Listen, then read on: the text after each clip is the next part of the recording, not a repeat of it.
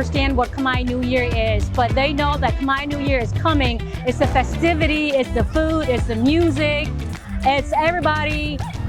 Let's say once a year they come out and they see each other. Makulay, masaya at puno ng pananampalataya. Ganito ay pinagdiriwang ng Cambodian community ang kanilang Khmer New Year kahit malayo sa kanilang bayan. Sa likod ng sayaw, dasal at tradisyon, isang kwento ng pagkakaisa at pagpapatuloy ng kultura. Ako si Dong Robles at ito ang Profile Overseas Diaries. Nagsama-sama ang Cambodian community dito sa Jacksonville para sa 3 araw na kasiyahan at tradisyon, ang Khmer New Year 2026.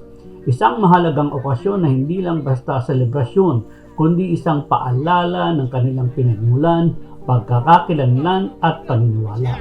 The Khmer New Year here in Jacksonville, it is not a lot of children understand what Khmer New Year is, but they know that Khmer New Year is coming. It's the festivity, it's the food, it's the music, it's everybody. Let's say once a year they come out and they see each other. So it is a meeting place, it's a meeting of celebration. Mula sa mga tradisyonal na sayaw hanggang sa mga ritual na pag-aalay at pagbabasbas ng mga monghe, bawat bahagi ng pagdiriwang ay may malalim na kahulugan. Ito ay simbolo ng pasasalamat, bagong simula at patuloy na pag-asa.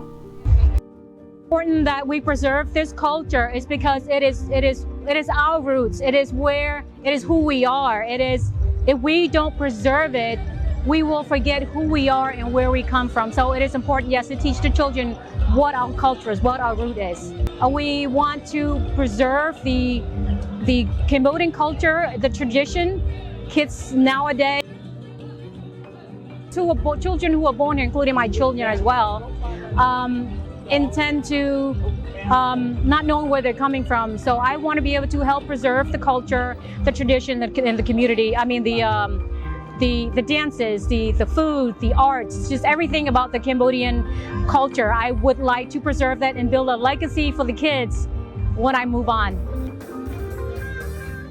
Para sa mga nakatatanda, ang selebrasyong ito ay pagbabalik tanaw sa kanilang buhay sa Cambodia. Habang para sa mga organizers, ito ay isang responsibilidad na siguraduhin hindi mawawala ang kanilang kultura sa susunod na henerasyon. This year is unique. It's because of the children from the performing arts. We had the most children that Jacksonville had ever formed. The Khmer performing arts had ever formed is because of the different performances that we have never had our own group to perform before. We had to hire children from other communities. So now we have our own. This is unique. This is very exciting.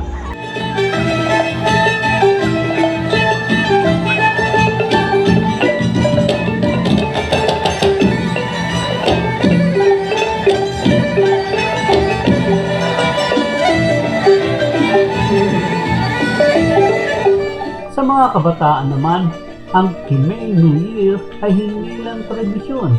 Ito ay bahagi ng kanilang pagkakakilanlan.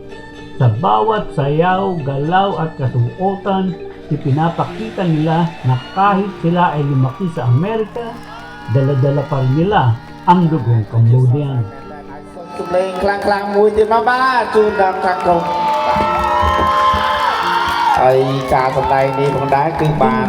Mawawala ang saya mula sa mga palaro, kantahan, hanggang sa parada at sama-samang sansalo.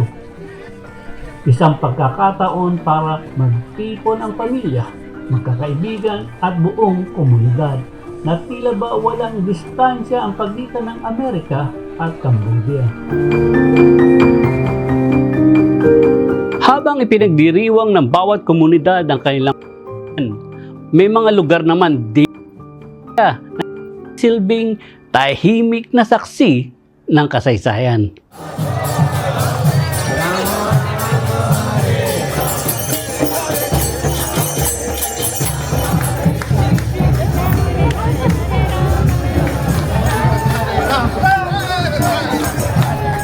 Mula sa makulay na selebrasyon ng komunidad, dadalhin naman tayo sa St. Agustin, ang pinakamatandang lungsod sa Estados Unidos na itinatag pa noong 1565 ng mga Espanyol.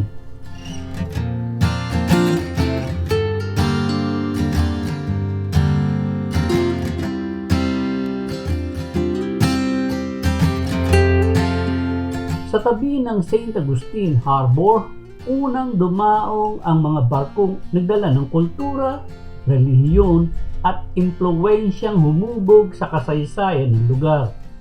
Isang daungan na naging tulay ng nakaraan at kasalukuyan. Hindi rin mawawala ang Castillo de San Marcos, isang matibay na kuta na nagsisilbing proteksyon ng lungsod laban sa mga mananakop. Hanggang ngayon, ito ay simbolo ng tibay at katatagan ng kasaysayan.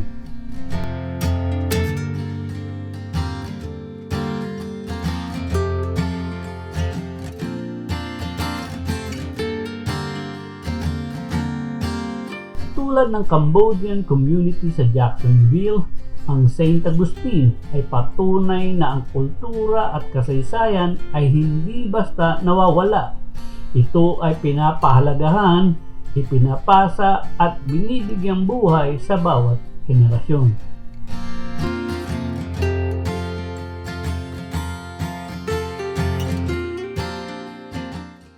Mula sa selebrasyon ng kultura hanggang sa mga lugar na sumasaksi sa kasaysayan, ang kwento ng mga paglan ay patuloy na nabubuhay sa anumang panig ng mundo.